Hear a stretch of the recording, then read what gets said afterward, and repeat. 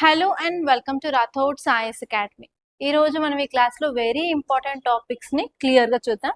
Title చూసిన వెంటనే అందులో ఉన్న కీవర్డ్ ఏంటి, చదవాల్సిన డైమెన్షన్స్ ఏంటి, అసలు క్వశ్చన్స్ ఎలా వస్తాయి ప్రిలిమ్స్లో అండ్ మెయిన్స్లో, మీరు ఎలా నోట్స్ చేసుకోవాలి, అండ్ లాస్ట్లో ప్రిలిమ్స్ ప్రాక్టీస్ క్వశ్చన్స్ కూడా ఇస్తాను. సో దట్ మీకు అర్థమవుతుంది క్వశ్చన్స్ ఎలా వస్తున్నాయి, మీరు ఎలా ప్రిపేర్ అవ్వాలి, అండ్ ట్రెండ్కి తగ్గట్టు ఎలా ప్రిపేర్ అవ్వాలో కూడా నేను చెప్తాను అనమాట. సో కంప్లీట్గా లాస్ట్ వరకే చూడండి, అసలు మధ్యలో ఎక్కడ స్కిప్ చేయొద్దు. ఓకే. సో కరెంట్ అఫైర్స్ అంటే భయం ఉన్న వాళ్ళకి కంపల్సరీ ఒక ఎవ్రీ డే ఒక 10 to 15 డేస్ చూసారంటే మీకు ఆ భయం అయితే ఫర్ షూర్ పోతుంది. అండ్ మీరు కరెంట్ అఫైర్స్ ఎలా చదవాలో కూడా మీకు ఒక క్లారిటీగా వస్తుంది కూడా. ఓకే. సో ఇప్పుడు మనం ఫస్ట్ ఆర్టికల్ చూసుకున్నట్లయితే Pahalgam attack, NIA files charges against LET chief అని ఇచ్చారు. సో ఇక్కడ మనం చూడాల్సింది ఏంటంటే ఫస్ట్ ఎల్ఈటీ అంటే లష్కర్-ఈ తైబా గురించి చూడాలి, ఇక్కడ ఎన్ఐఏ అంటే నేషనల్ ఇన్వెస్టిగేషన్ ఏజెన్సీ గురించి చూడాలి. సో మనందరికీ తెలుసు పహల్గామ్ అటాక్, దాని గురించి కూడా మళ్ళీ ఒకసారి క్లియర్గా చూడాలన్నమాట. సో ఈ టాపిక్ వచ్చేసి మనకి సెక్యూరిటీలో చాలా ఇంపార్టెంట్. సెక్యూరిటీ మనకి జిఎస్ పేపర్ 3లో ఉంటుంది. ప్రతి సంవత్సరం మెయిన్స్లో 4 క్వశ్చన్స్ అయితే వస్తాయి. అండ్ సెక్యూరిటీ ఒక వెయిటేజ్ వచ్చేసి 40 నుంచి 60 మార్క్స్ ఉంటాయి. అందులో 4 టాపిక్స్ ఫర్ షూర్ పక్కాగా వచ్చేవి ఏంటి అంటే, ఫస్ట్ వచ్చేసి మనకి నక్సలిజం గురించి, సెకండ్ వచ్చేసి టెర్రరిజం గురించి, థర్డ్ వచ్చేసి సైబర్ సెక్యూరిటీ గురించి, దాంతోపాటు ఇండియాలో ఉన్న ఆర్గనైజేషన్ గురించి. ఈ 4 ఏరియాస్ నుంచి ఫర్ షూర్ 4 క్వశ్చన్స్ అయితే వస్తాయి. ఓకే. సో మనం ఇప్పుడు ఈ ఆర్టికల్ చూసినట్లయితే లాస్ట్ ఇయర్ 2025 ఏప్రిల్లో పహల్గామ్ ఏరియాలో మనకైతే పహల్గామ్ అటాక్ జరిగింది. ఆ పహల్గామ్ అటాక్ లో ఏంటంటే ఎల్ఈటీకి సంబంధించిన కొంతమంది టెర్రరిస్టులు వచ్చేసి అక్కడ ఉన్న హిందూస్ మెయిల్స్ ని టార్గెట్ చేసి, అబ్బాయిలను టార్గెట్ చేసి, మగవారిని వాళ్ళని టార్గెట్ చేసి చంపారనమాట. ఓకే. ఆ ఇన్సిడెంట్ లో అరౌండ్ 26 మెంబర్స్ వరకు చనిపోవడం జరిగిందనమాట, సివిలియన్స్. దాని తర్వాత ఏమైంది, ఎన్ఐఏ నేషనల్ ఇన్వెస్టిగేషన్ ఏజెన్సీ ఇప్పుడు దాని మీద ఇన్వెస్టిగేషన్ అనేది స్టార్ట్ చేసింది. సో ఇప్పుడు ఫైనల్ గా ఈ యొక్క ఎల్ఈటీ చీఫ్ మీద చార్జెస్ అయితే పెట్టడం జరిగింది. సో ఇప్పుడు మనం ఈ ఇన్ఫోగ్రాఫిక్ చూసినట్లయితే ఏం తెలుస్తుంది, హఫీజ్ సయ్యద్ ఇతను chief and founder of LET అనమాట. అండ్ ఇతను ఇది ఫస్ట్ టైమే కాదు ఇండియాలో పహల్గామ్ అటాక్ చేయడం. ఇంతకు ముందు చాలా సార్లు అయితే అటాక్స్ అయితే చేయడం జరిగింది. ఆ అటాక్స్ ఏంటంటే 2000లో రెడ్ ఫోర్ట్ మీద అటాక్ చేశారు. అండ్ నెక్స్ట్ వచ్చేసి 2001లో పార్లమెంట్ అటాక్ చేశారు. అండ్ 2002లో అక్షర్ధామ్ టెంపుల్ పైన కూడా అటాక్ చేశారు. అండ్ 2006లో బొంబాయి ట్రైన్ మీద కూడా బాంబ్స్ వేయడం జరిగింది. అండ్ దాని తర్వాత 2008లో ముంబై టెర్రర్ అటాక్స్ లో ఈయననే మాస్టర్ మైండ్ అనమాట. ఈ అటాక్స్ అన్నిటి కూడా మాస్టర్ మైండ్ ఇతనే అని చెప్పడం జరుగుతుంది. సో మీరు ఈ యొక్క ఇన్ఫర్మేషన్ ఎలా రాస్తారు, ఎలా యూజ్ చేసుకుంటారు ఆన్సర్లో అంటే, ఇండియా మ్యాప్ వేసేసి అసలు ఎక్కడెక్కడ ఏ ఇయర్లో ఏ అటాక్స్ జరిగాయో మీరు రాసుకున్నట్లయితే, టెర్రరిజం గురించి ఏమైనా ఆన్సర్ వచ్చినట్లయితే మీరు అవి రీప్రజెంట్ చేయడానికి ఈజీగా ఉంటుంది. అండ్ అలా మీరు మీ ప్రెజెంటేషన్ పైన మీరు ఫోకస్ చేయాలి. ప్రెజెంటేషన్ ఇంప్రూవ్ చేయడం చాలా ఇంపార్టెంట్ అనమాట. మీకు ఎంత నాలెడ్జ్ ఉంది అని కాదు, మీరు ఆన్సర్ని ఎలా ప్రజెంట్ చేస్తున్నారో ఇంపార్టెంట్. ఎందుకంటే చాలా మంది అవే బుక్స్ చదువుతారు, అదే న్యూస్ పేపర్, అదే content, but how you can show that you are unique, మీరు ఆ పోస్ట్కి పర్ఫెక్ట్ అని ఎలా చూపిస్తారు, బేస్డ్ ఆన్ ప్రెజెంటేషన్. అది చాలా ఇంపార్టెంట్. మీకు ఎంత కంటెంట్ ఉంది, ఎన్ని బుక్స్ చదివారు అనేది కాదు, మీకు తెలిసిన నాలెడ్జ్ని ఎలా పేపర్ మీద పెడుతున్నారో చాలా ఇంపార్టెంట్. దాని మీద ఫోకస్ చేయండి. సో ఈ యొక్క ఇన్ఫర్మేషన్ని మీరు ఎక్కడైనా రాసుకొని దాని మీద మ్యాప్ అయితే చేసుకోండి. ఇన్ కేస్ మీరు గూగుల్ని హెల్ప్ తీసుకొని అడిగినా కూడా ఇంకా వేరే అటాక్స్ కూడా చూపిస్తుంది, అవి కూడా రాసుకొని అసలు ఇండియాలో అటాక్స్ ఎక్కడెక్కడ జరిగాయో రాసుకున్నట్లయితే మీకు కొంత బేసిక్ ఐడియా అయితే వస్తుంది. ఓకే. ఇప్పుడు మనం ఈ ఆర్టికల్ చూసినట్లయితే కంటెక్స్ట్ మీకు అయితే అర్థమైపోయింది కదా. 2025 ఏప్రిల్లో జరిగిన టెర్రర్ అటాక్ లో మగవాళ్ళని టార్గెట్ చేసి, అటు హిందూస్ టార్గెట్ చేసి 26 మంది ఇన్నోసెంట్ పీపుల్స్ ని చంపివేయడం జరిగిందనమాట. ఓకే. ఇప్పుడు ఎన్ఐఏ చేసిన ఇన్వెస్టిగేషన్ ప్రకారం ఇదంతా చేసింది హఫీజ్ సయ్యద్ అని చెప్పి వాళ్ళు డీటెయిల్ రిపోర్ట్ అయితే ఇచ్చారు. అండ్ ఫైనల్ గా అతని మీద చార్జెస్ కూడా ఫైల్ చేశారు. చార్జెస్ మాత్రం యూఏపీ అంటే అన్లాఫుల్ యాక్టివిటీస్ ప్రివెన్షన్ యాక్ట్, అలాగే భారతీయ న్యాయ సంహిత ప్రకారం అతని పనిష్మెంట్ ఇవ్వాలని చెప్పి ఫైల్ చేయడం కూడా జరిగింది. సో ఇక్కడ మీకు ప్రిలిమ్స్ క్వశ్చన్ ఎల్ఈటీ మీద ఆర్ఎల్స్ టెర్రర్ అవుట్ఫిట్స్ మీద కూడా వచ్చే ఛాన్స్ ఉంది, అవి కూడా తెలుసుకోవాలి. సో మీరు ఏం చేస్తారు అంటే పాకిస్తాన్ బేస్డ్ టెర్రర్ అవుట్ఫిట్స్ ఏమి ఉన్నాయో కొంచెం లిస్ట్ చేసి పెట్టుకున్నట్లయితే వాటిని మీరు ఆన్సర్ లో యూజ్ చేయొచ్చు. ఓకే, లష్కర్ ఇ తైబా అంటే మీనింగ్ ఏంటంటే ఆర్మీ ఆఫ్ ద ప్యూర్ అని అనమాట. ఇది ఎప్పటి నుంచి యాక్టివేషన్ లో ఉంది అంటే 1993 నుంచి యాక్టివేషన్ లో ఉంది. అప్పటి నుంచి డిఫరెంట్ అటాక్స్ అనేవి ఇండియా మీద వాళ్ళు ప్లాన్ చేయడం జరిగింది. ఓకే, సో ఇది ఒక మిలిటరీ వింగ్ అని చెప్తారు. అది కూడా ఒక పాకిస్తానీ ఇస్లామిస్ట్ ఫండెడ్ ఆర్గనైజేషన్ కింద. ఆ ఆర్గనైజేషన్ పేరు ఏంటి అంటే మర్కాజ్ అద్దవా వల్ ఇష్రద్ అనమాట. దీన్ని 1989 ఫౌండ్ చేయడం జరిగింది, ఎస్టాబ్లిష్ చేయడం జరిగింది. దాని తర్వాత 1993 నుంచి వీళ్ళు సపరేట్ గా ఈఎల్డిటి వింగ్ అనేది ఆపరేట్ చేస్తున్నారు. ఓకే, సో నార్మల్ గా ఈ యొక్క లష్కర్ ఇ తైబా ఒక ఎయిమ్ ఏంటి అంటే వాళ్ళు కాశ్మీర్ లో ఉన్న జమ్మూ అండ్ కాశ్మీర్ లో ఉన్న హిందూస్ టార్గెట్ చేసి వాళ్ళని చంపేయాలనే ప్లాన్ లో ఉన్నారు. అండ్ అక్కడ ఉన్న ముస్లిమ్స్ ని కూడా ఎక్స్ట్రీమిస్ట్ గా మార్చి జమ్మూ అండ్ కాశ్మీర్ ని ఆక్యుపై చేయాలన్న ఎయిమ్ తో వాళ్ళైతే నడవడం జరుగుతుంది అనమాట. ఓకే, అండ్ నెక్స్ట్ ఆర్టికల్ చూసుకున్నట్లయితే టైటిల్ ఏంటి, AP issues warning to shrimp farms over white gut disease అని టైటిల్ ఇచ్చారు. సో ఇక్కడ కీవర్డ్ ఏంటంటే వైట్ గట్ డిసీజ్ అన్నమాట. సో ఇలా ఏదైనా కొత్త డిసీజ్ న్యూస్ లో ఉన్నట్లయితే యూపీఎస్సీలో చాలా ఇంపార్టెంట్. దాని మీద ప్రిలిమ్స్ లో క్వశ్చన్ వచ్చే ఛాన్స్ అయితే ఉంది. క్వశ్చన్ ఎలా ఇస్తారు అంటే recently white gut disease is in news which effects following అని చెప్పి ఏబిసిడి ఆప్షన్ ఇవ్వచ్చు. లేకపోతే consider the following statements regarding white gut disease అని దాని కింద స్టేట్మెంట్స్ ఇవ్వచ్చు. లేకపోతే match the following based question ఇవ్వచ్చు.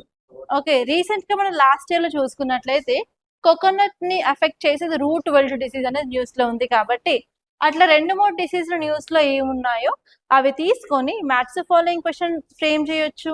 లేకపోతే అన్నిటిని కలిపి డిఫరెంట్ స్టేట్మెంట్స్ గా కూడా ఫామ్ చేసి సింగిల్ క్వశ్చన్ కూడా ఇవ్వచ్చు. ఇలా డిఫరెంట్ ఫార్మాట్స్ లో UPSC can give you A question అనమాట. ఓకే, ఇప్పుడు మనం ఈ వైట్ గట్ డిసీజ్ గురించి చూసుకున్నట్లయితే ఇవి షిమ్స్ ని ఎఫెక్ట్ చేస్తాయి. షిమ్స్ అంటే ఏంటి, ప్రాన్స్ అన్నమాట. సో మనం ఏపీలో చూసుకున్నట్లయితే మేజర్ గా ఉన్న ఎకనామిక్ యాక్టివిటీ ఏంటి, అగ్రికల్చర్, రైస్ పండిస్తూ ఉంటారు. అలాగే రైస్ తో పాటు వాళ్ళు ఏం చేస్తారు అంటే ఆక్వాకల్చర్ కూడా చేస్తారు.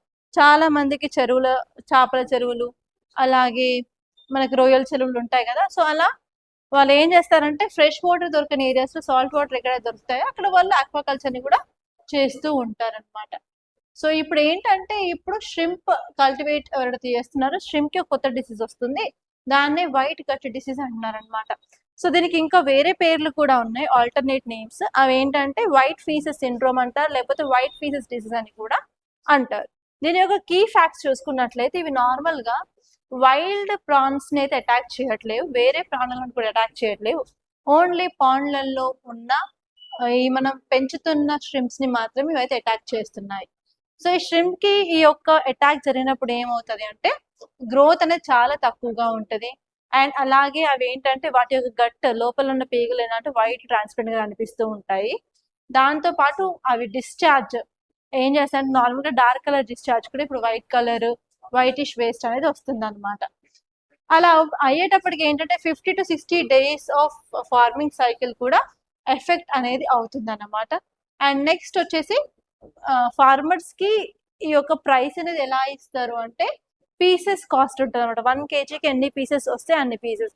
సో మన సైజ్ ఎక్కువ ఉంటే మనకు తక్కువ పీసెస్ వస్తాయి కదా, సైజ్ ఎక్కువ ఉంటే కాస్ట్ అనేది ఎక్కువగా ఉంటుంది, సైజ్ తక్కువగా ఉంటే కాస్ట్ అనేది తక్కువగా ఉంటుంది అనమాట. సో ఇలా ఈ సైజ్ బట్టి వీళ్ళకి ప్రైస్ అనేది వస్తుంది. సో ఇప్పుడు ఈ డిసీజ్ వల్ల గ్రోత్ అనేది సరిగా ఉండకపోవడం వల్ల అండ్ ఈవెన్ ఈ ష్రింప్స్ అనే ఫీడింగ్ కూడా సరిగ్గా తీసుకోకపోవడం వల్ల మనకు కావాల్సిన వెయిట్ అనేది మనం ఎక్స్పెక్ట్ చేయలేమన్నమాట. దానివల్ల ప్రైస్ ఆఫ్ ప్రాన్స్ అనేది తగ్గుతుంది అండ్ ఈవెన్ ఎక్స్పోర్ట్స్ తగ్గే ఛాన్స్ ఉంటుంది. ఓవరాల్ గా ఎకనామీ మీద కూడా ఇంపాక్ట్ అయితే ఉంటుంది అనమాట. దీనివల్ల మేజర్ గా ఇన్కమ్ ఆఫ్ ఫార్మర్స్ అనేది చాలా ఎఫెక్ట్ అయితే అవుతుంది. ఓకే, అండ్ నెక్స్ట్ ఆర్టికల్ వచ్చేసి BRICS nations call for strong ties to curb drug trafficking. ఇక్కడ మనం టైటిల్ చూసుకున్నట్లయితే మన కీవర్డ్ వచ్చేసి డ్రగ్ ట్రాఫికింగ్, ఇక్కడ మనకి బ్రిక్స్ ఉందన్నమాట. ఈ టాపిక్ అర్థం కావాలి అన్నట్లయితే మనకి కొంత ఐడియా ఉండాలి. అండ్ లాస్ట్ వీక్ మనం కొన్ని ఆర్టికల్స్ చదువుకున్నాము గోల్డెన్ ట్రయాంగిల్, గోల్డెన్ ప్రెసెంట్ మీద. దేని గురించి చదువుకున్నాం, NCB narcotics control bureau report అని తీసుకొచ్చింది. ఆ రిపోర్ట్ లో ఇండియాలోని నార్త్ ఈస్ట్ ఏరియాలో డ్రగ్ ట్రాఫికింగ్ అవుతుంది అని చెప్పి చదువుకున్నాం కదా. సో మళ్ళీ ఒకసారి అది రివైజ్ చేసుకుందాము. మనకి ఇండియాకి ఇటు పక్క వెస్ట్ లో గోల్డెన్ క్రిసెంట్ ఉంది, ఇటు పక్క గోల్డెన్ ట్రయాంగిల్ ఉంది. ఈ గోల్డెన్ క్రిసెంట్ ఉన్న కంట్రీస్ ఏంటంటే Iran, Afghanistan, Pakistan.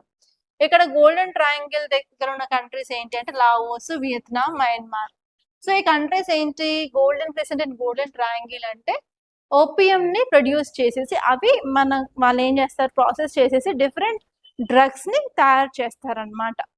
Okay, so ఇప్పుడు మనం గోల్డెన్ క్రిసెంట్ లో ఉన్న కంట్రీస్ చూసుకున్నట్లయితే ఇరాన్ లో వార్ నడుస్తుంది. ఆఫ్ఘనిస్తాన్ లో తాలిబాన్స్ పవర్ లోకి వచ్చారు. సో అక్కడ తాలిబాన్స్ దీని గ్రోత్ కి సరిగా వాళ్ళు ఫోకస్ చేయట్లేదు. అండ్ పాకిస్తాన్ అండ్ తాలిబాన్ కి మధ్యలో ఇష్యూస్ నడుస్తూనే ఉన్నాయి. కాబట్టి ఓవరాల్ గా గోల్డెన్ క్రిసెంట్ ఏరియాలో ఏమైంది, ద ప్రొడక్షన్ ఆఫ్ ఓపియం అనేది తగ్గింది అనమాట. సో అప్పుడు వాక్యూమ్ అనేది క్రియేట్ అయింది మన మార్కెట్ లో.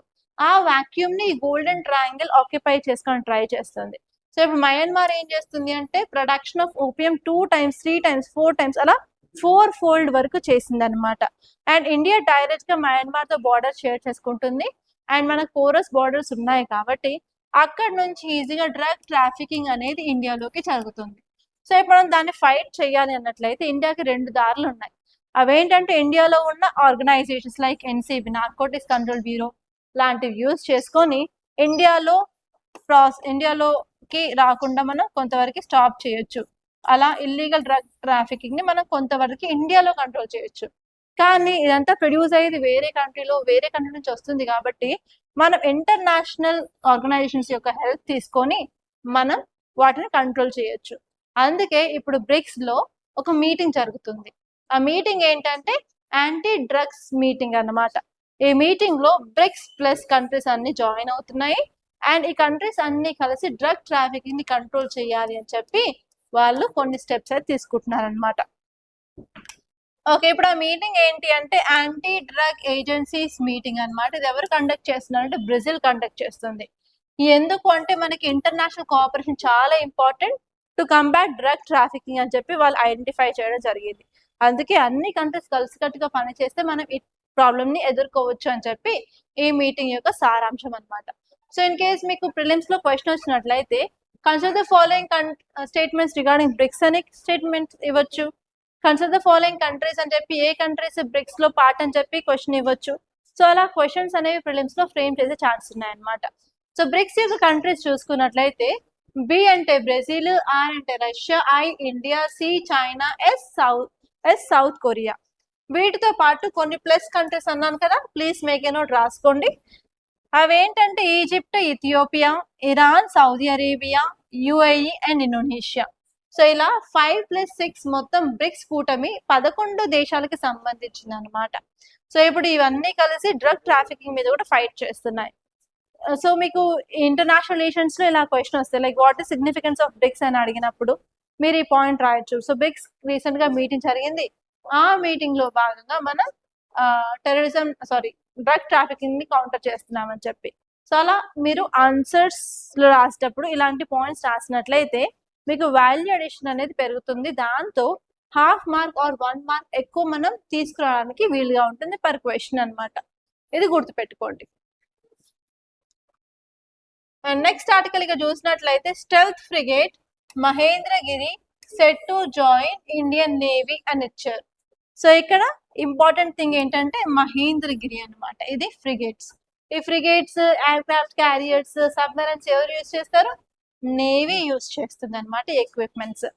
సో మీకు 2026 లో క్వశ్చన్ చూసుకున్నట్లయితే ఎలా ఇచ్చారు, కన్సిడర్ ఫాలోయింగ్ అని చెప్పి బాంబరు, ఇంకోటి ఏమో ఎయిర్క్రాఫ్ట్ అలా ఇచ్చేసి ఏవి ఇండిజినస్ టెక్నాలజీతో తయారు చేశారని చెప్పి 2026 లో క్వశ్చన్ ఇచ్చారు. దానికంటే ముందు సంవత్సరం 2025 లో మాత్రం పేర్ బేస్డ్ క్వశ్చన్ ఇచ్చారు. నేమ్ ఇచ్చేసి ఇది ఏంటి అని చెప్పి ఎన్ని పేర్స్ కరెక్ట్ అని చెప్పి మీకు క్వశ్చన్ అయితే ఇచ్చారనమాట. అండ్ డిఫెన్స్ అనేది చాలా important UPSC science and technology point of వ్యూలో. ఇలాంటి ఆర్టికల్స్ వచ్చినప్పుడు ఇక్కడ క్లియర్ గా చూసుకోవాలి. సో ఇక్కడ మీరు ఫోకస్ చేయాల్సింది ఏంటంటే అసలు ఐఎన్ఎస్ మహేంద్రగిరి అంటే ఏంటి, అండ్ స్టెల్త్ ఫ్రిగేట్ అంటే ఏంటి, నెక్స్ట్ వచ్చేసి ప్రాజెక్ట్ 17A ఏంటి, ఈ 3 చూసుకున్నట్లయితే సరిపోతుంది అనమాట. సో ఇక్కడ ఫ్రిగేట్ అంటే ఏం లేదు, పెద్ద షిప్ అన్నమాట. ఆ షిప్ లో మనం హెలికాప్టర్స్, ఎయిర్ క్రాఫ్ట్స్, అలాగే మిసైల్స్, టార్పెడోస్ అవన్నీ క్యారీ చేస్తాము. ఇన్ కేస్ ఎమర్జెన్సీ వచ్చినప్పుడు మనం అటాక్ చేయడానికి వీలుగా ఉంటుంది. అండ్ ఎస్పెషలీ మనం ఈ యొక్క ఫ్రిగేట్స్ అనేవి మనం ఎస్కాట్ సర్వీసెస్ కి యూస్ చేస్తూ ఉంటాం. స్టెల్త్ అంటే ఏంటి అంటే నార్మల్ గా ఈ యొక్క విమానాలు కానీ షిప్స్ కానీ ఈజీగా రేడార్స్ అనేవి ఐడెంటిఫై చేస్తాయి. అలా ఐడెంటిఫై చేయకుండా ఉండడానికి మనం యూజ్ చేసే టెక్నాలజీని స్టెల్త్ టెక్నాలజీ అంటాం అనమాట. సో రేడార్స్ ఎలా పనిచేస్తాయని చెప్పి ఒక షార్ట్ కూడా చేసి పెట్టాను మన ఛానల్లో. ఒక్కసారి దాన్ని క్లియర్ గా చూసినట్లయితే మీకు ఈ రేడార్స్ ఎలా పనిచేస్తాయి, స్టెల్త్ టెక్నాలజీ అంటే ఏంటో మీకు క్లియర్ గా తెలుస్తుంది. ఓకే, ఇప్పుడు మనం కొన్ని ఫ్యాక్ట్స్ ఐఎన్ఎస్ మహేంద్రగిరి గురించి చూసినట్లయితే ఇది వార్షిప్ డిజైన్ బ్యూరో డిజైన్ చేయడం జరిగింది అనమాట. ఇది కంబైన్డ్, ఇది గ్యాస్ తో అండ్ డీజిల్ తో ప్రొపల్షన్ సిస్టమ్ తో నడుస్తుంది. అండ్ నెక్స్ట్ వచ్చేసి ఎస్పెషలీ వెపన్స్ మనకి anti surface, anti air, anti submarine operations use చేయడానికి వీలుగా ఉంటుంది. అండ్ 75% ఆఫ్ కంటెంట్ అనేది ఇండిజినస్ కంటెంట్ అని చెప్తున్నారు. అండ్ నెక్స్ట్ వచ్చేసి మనకి ఎనిమీ సెన్సార్స్, రేడార్స్ నుంచి కూడా తప్పించుకోగలదు అనమాట. అండ్ ప్రాజెక్ట్ 17A ఏంటంటే నీలగిరి క్లాస్ అంటారు. ఇందులో మనం 7 ఫ్రిగేట్స్ ని మనం డెవలప్ చేస్తున్నాము.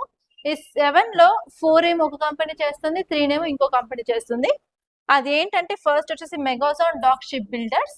ఈ కంపెనీ వచ్చేసి INS Nilgiri, INS Udayagiri, Taragiri and Mahendragiri develop చేస్తుంది. ఇంకోటేమో మనకి గార్డెన్ రీచ్ షిప్ బిల్డర్స్, వీళ్ళేమో INS Himagiri, Dunagiri and Vidyagiri develop చేస్తున్నాయి. ఎస్పెషలీ ఈ యొక్క ప్రాజెక్ట్ 17A ద్వారా మనం ఏం ఫోకస్ చేస్తున్నామంటే మనం వాటర్ లో ఆపరేషన్స్ చేయడానికి మనకు కావాల్సిన ఎక్విప్మెంట్ అండ్ స్ట్రెంగ్త్, దాంతో పాటు మన నేవీకి మెరిటైమ్ ట్రేడ్ రూట్స్ ని సేఫ్ అండ్ సెక్యూర్ గా ఉంచడానికి కూడా చాలా యూస్ఫుల్ గా ఉంటుంది అనమాట ఈ యొక్క ప్రాజెక్ట్ 17A. నెక్స్ట్ ఆర్టికల్ వచ్చేసి urbanisation in Mumbai is evolving faster than infrastructure upgrades. ఈ టాపిక్ వచ్చేసి జిఎస్ పేపర్ 1 జాగ్రఫీలో చదువుకోవచ్చు అండ్ జిఎస్ పేపర్ 3లో ఎకానమీలో కూడా చదువుకోవచ్చు. సో ఇప్పుడు మనకి ఇది ఆర్టికల్ ఎందుకు న్యూస్ లో ఉందని చూసినట్లయితే మనకి మాన్సూన్ స్టార్ట్ అయింది. మాన్సూన్ స్టార్ట్ అయితే ఏమవుతుంది, వర్షాలు వస్తాయి. ఎస్పెషలీ కొంత వర్షం, చిన్న వర్షం పడ్డా మన అశోక్ నగర్ గురించి మనకందరికి తెలిసిందే, మోకాళ్ళలోతు వరకు నీళ్ళు వస్తాయి, బండ్లు కొట్టుకుని వెళ్ళిపోతూ ఉంటాయి, ఎక్కడ చెత్త అంతా వచ్చి రోడ్ల మీద ఉంటుంది కదా. సో అలాంటి పరిస్థితి ఓన్లీ హైదరాబాద్ మాత్రమే కాదు, ఈవెన్ చాలా అర్బన్ ఏరియాస్ లో కూడా సేమ్ పరిస్థితి అన్నమాట. ఫర్ ఎగ్జాంపుల్ ముంబై కానివ్వండి, ఢిల్లీ కానివ్వండి, Chennai, Bengaluru, what ever it maybe. So major urban areas లో ఫేస్ చేసే ప్రాబ్లం ఏంటి, flash floods if rainfall happens. ఇప్పుడు ముంబైలో కూడా అదే పరిస్థితి అన్నమాట. ఓకే, సో ఇప్పుడు ఈ ఆర్టికల్ ఏం చెప్తుంది అంటే ముంబైలో ఉన్న ఛాలెంజెస్ గురించి చెప్తుంది. అర్బనైజేషన్ చాలా ఫాస్ట్ గా అయింది, మరొక వైపు మాత్రం అప్గ్రేడేషన్ ఆఫ్ ఇన్ఫ్రాస్ట్రక్చర్ అవ్వలేదు. కాబట్టి ఇప్పుడు ముంబై ఇలాంటి ప్రాబ్లమ్స్ ని ఫేస్ చేస్తుంది అని చెప్పి ఈ ఆర్టికల్ క్లియర్ గా రీజన్స్ తో సహా చెప్తుంది అనమాట. అవన్నీ మనం తెలుసుకుందాం. ఇప్పుడు ఏమైంది, ముంబైలో intense short burst of rainfall జరుగుతున్నాయి. దానివల్ల డ్రైనేజ్ లో ఉన్న ప్రాబ్లమ్స్ ని మనం అడ్రస్ చేయలేకపోతున్నాం, చాలా స్ట్రగుల్ ఫేస్ చేస్తున్నారు అని చెప్తుంది. అండ్ నెక్స్ట్ వచ్చేసి ఎందుకు అంటే చాలా ఫాస్ట్ గా అన్ప్లాన్డ్ అర్బనైజేషన్ వల్ల natural water absorption by the ground లేదు. దాని వల్లే కొంత రెయిన్ఫాల్ పడ్డా కూడా వాటర్ సీప్ అవ్వడానికి స్పేస్ లేక అది వాటర్ అనేది ఫ్లడ్ లాగా మారుతుందని చెప్పారు. కానీ గవర్నమెంట్ 2005 తర్వాత ఒక ప్రాజెక్ట్ ని తీసుకొచ్చింది, ఏంటంటే బ్రిమ్స్ టు వర్డ్ ప్రాజెక్ట్ అన్నమాట. ఈ ప్రాజెక్ట్ లో ఏం చేస్తున్నారంటే డ్రైన్స్ ఏవైతే నాలాలు ఉన్నాయో వాటిని పెద్దగా చేయడము, అలాగే పంపింగ్ స్టేషన్స్ తీసుకురావడం, అలాగే కాలువలలో తట్టుకున్న మురికి సెడిమెంట్స్ ని కూడా వాళ్ళు తీస్తున్నారు. దీన్నే డీసిల్టేషన్ ప్రాసెస్ అని అంటారనమాట. సో ఓవరాల్ గా వాళ్ళు ఈ వర్క్ అనేది స్టార్ట్ చేశారు ఎప్పుడు 2005 తర్వాత. కానీ ఇప్పుడు 2026 లో ఉన్నప్పటికీ కూడా ఈ ప్రాసెస్ అనేది ఇన్కంప్లీట్ గానే ఉంది. అండ్ ఈవెన్ చాలా వరకు ఇన్ఫ్రాస్ట్రక్చర్ అవుట్ డేటెడ్ గానే ఉందన్నమాట. అందుకని మనకి ఇలాంటి చిన్న వర్షం వచ్చినా కూడా చాలా పెద్ద ప్రాబ్లం అయితే ముంబైలో ఇప్పుడు క్రియేట్ అవుతుంది. సో ఇక్కడ ఈ యొక్క ఆర్టికల్లో ఏమి ఇచ్చారు, why urbanisation is outpacing infrastructure అని చూసుకున్నట్లయితే పాపులేషన్ చాలా ఎక్కువ అయిపోయింది అనమాట. అక్కడ పాపులేషన్ ఎందుకు ఎక్కువైంది చూసుకున్నట్లయితే మనకి అది ఫినాన్షియల్ సిటీ అని అంటారు, కమర్షియల్ హబ్స్ కూడా ఉన్నాయి కాబట్టి మైగ్రేషన్ ఆఫ్ పీపుల్ అక్కడికి అవుతుంది అనమాట. అండ్ నెక్స్ట్ ఇంపార్టెంట్ ప్రాబ్లం వచ్చేసి డెవలప్మెంట్ హ్యాప్ హెజార్డ్ గా ఉంది. ప్రాపర్ గా కన్స్ట్రక్షన్ అనేవి అవ్వట్లేదు. కన్స్ట్రక్షన్ అయినప్పటికీ కూడా లో లైంగ్ ఏరియాస్ లో ఎక్కువ కన్స్ట్రక్షన్, అక్కడ ఉన్న వెట్లెండ్స్ ఎన్క్రోచ్మెంట్ అవ్వడం వల్ల కూడా మనకి ప్రాబ్లం అయితే ఉందన్నమాట. అండ్ నెక్స్ట్ వచ్చేసి క్లైమేట్ చేంజ్ అవుతుంది. ఏ టైంలో ఎక్కువ వర్షం వస్తుంది, ఏ టైం తక్కువ వర్షం వస్తుందో కూడా we can not product accurately. అది కూడా ఇంపార్టెంట్ ప్రాబ్లం. అండ్ నెక్స్ట్ వచ్చేసి చాలా వరకు ప్రాజెక్ట్స్ మనం 2005 లో స్టార్ట్ చేసినవి కూడా ఇన్కంప్లీట్ గా ఉన్నాయి. అండ్ 2005 లో యూస్ చేసిన టెక్నాలజీ ఇప్పటి టెక్నాలజీ లైక్ అవుట్డేటెడ్ టెక్నాలజీ, అది కూడా మేజర్ ప్రాబ్లం అన్నమాట. అండ్ నెక్స్ట్ వచ్చేసి మనకి మల్టిపుల్ ఏజెన్సీస్ అయితే ఉన్నాయి, like municipal corporation, local drainage, IMD, railways, state government, highway authorities, NDRF, వీటన్నిటి మధ్యలో ప్రాపర్ కోఆర్డినేషన్ కూడా లేకపోవడం వల్ల టైమ్లీ స్టెప్స్ తీసుకోవడం కూడా లేట్ గా అవుతుంది అని చెప్పి ఈ ఆర్టికల్ క్లియర్ గా చెప్పింది. సో ఇప్పుడు ఇలాంటి ఇష్యూస్ వల్ల ఇంపాక్ట్స్ ఏంటని చూసుకున్నట్లయితే day to day life activities అనేవి జరగవు. నార్మల్ గా ఫ్లడ్స్, ల్యాండ్ స్లైడ్స్ అయ్యే ఛాన్సెస్ ఉంటాయి. దానివల్ల పీపుల్ మూవ్మెంట్ కి అంతరాయం కలుగుతుంది, ట్రేడ్ కి దెబ్బతింటుంది, కమ్యూనికేషన్ లైన్స్ ప్రాపర్ గా ఉండవు.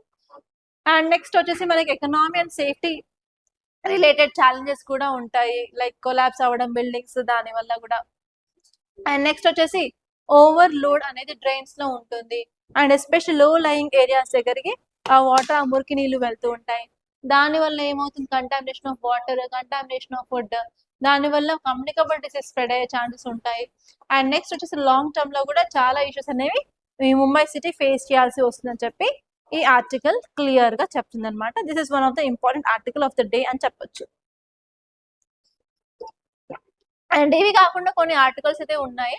ఇంకోటి ఏంటంటే article 326, that is about right to vote. Right to vote అనే statutory act and statutory right అని చెప్పి ఇచ్చారు.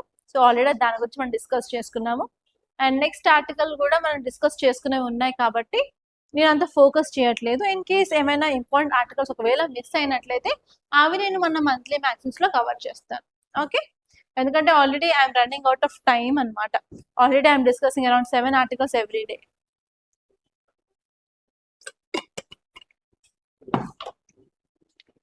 ఓకే, నెక్స్ట్ ఆర్టికల్ చూద్దాం. టైటిల్ ఏం చెప్తుంది, will El Nino weaken India's economy అని చెప్పి క్వశ్చన్ మార్క్ ఇచ్చారు. ఓకే, ఎల్ నీనో అంటే మనకు తెలుసు కదా, ఎల్ నీనో, లానినా అనేవి ఇంపార్టెంట్ ఫెనామినా. ఎక్కడ చదువుకుంటాము, ఇండియన్ జోగ్రఫీలో మాన్సూన్ టాపిక్ చదివినప్పుడు అక్కడ మనం చదువుకుంటాం.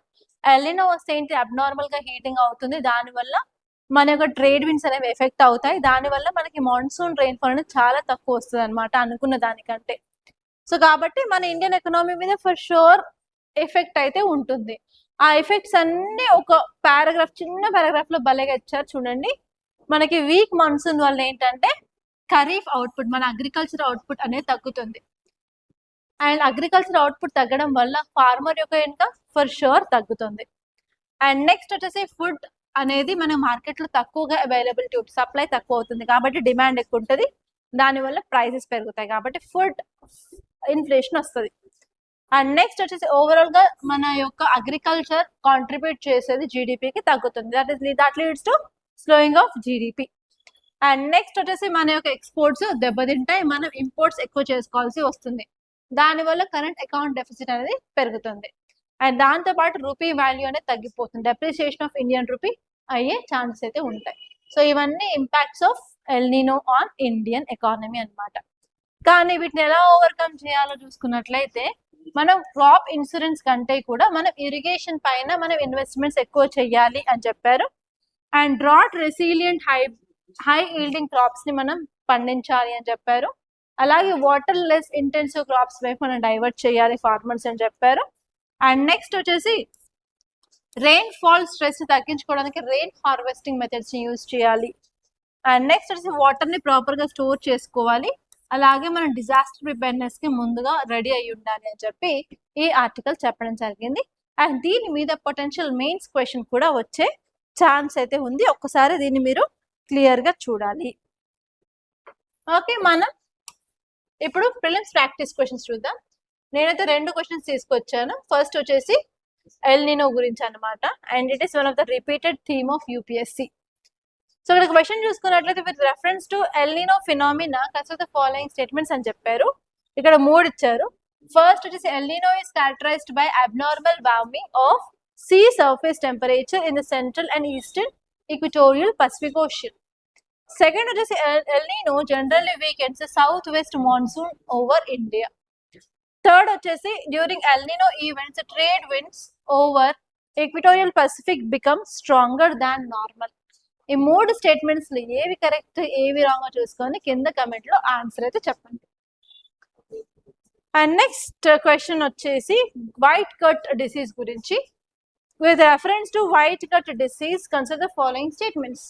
ఇక్కడ మూడు స్టేట్మెంట్స్ ఉన్నాయి. ఫస్ట్ వచ్చేసి white cut disease mainly affects honeybee colonies. Next వచ్చేసి it is commonly reported in shrimp aquaculture and causes reduced feeding and poor growth. Third వచ్చేసి poor pond management and microbial imbalance are among the factors associated with the disease. ఇందులో కూడా correct statements ఏంటి incorrect ఏంటో చూసుకొని answer అయితే comment లో చెప్పండి. That's all guys. By this I'm concluding. మీకు కనుక ఈ వీడియో నచ్చినట్లయితే లైక్ చేయండి, అలాగే షేర్ చేయండి. మీరు కనుక మీ యూపీఎస్సీ ప్రిపరేషన్ స్టార్ట్ చేయాలనుకున్నట్లయితే మన దగ్గర జిఎస్ స్టూడెంట్స్ గా మెయిన్స్ ఫౌండేషన్ బ్యాచ్ అనేది కొత్త స్టార్ట్ అవనుంది. అండ్ మన దగ్గర both online and offline both available గా ఉన్నాయి. You can come and you can join guys. Okay, that's all. I wish you all the best. Thank you so much.